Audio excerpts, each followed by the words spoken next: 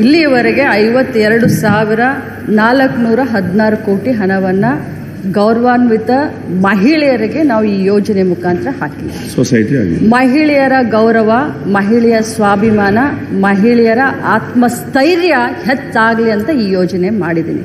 ನಾನು ವಿರೋಧ ಪಕ್ಷದ ಎಲ್ಲ ಸದಸ್ಯರಿಗೆ ಕೇಳಲಿಕ್ಕೆ ಬಯಸ್ತೇನೆ, ನಾನು ವಿಷಾದವನ್ನು ವ್ಯಕ್ತಪಡಿಸ್ತೀನಿ. ಆ ವರ್ಡು ಮಾನ್ಯ ಸುರೇಶ್ ಸಾಹೇಬರಿಗೆ ಇಷ್ಟ ಆಗಲಿಲ್ಲ ಅಂದರೆ ನಾನು ಕ್ಷಮೆಯನ್ನು ಕೂಡ ಕೇಳಲಿಕ್ಕೆ ಬಯಸ್ತೇನೆ.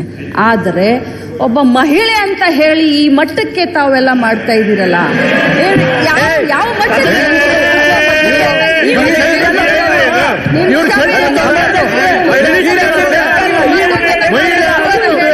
ಅಲ್ಲ ರೀ,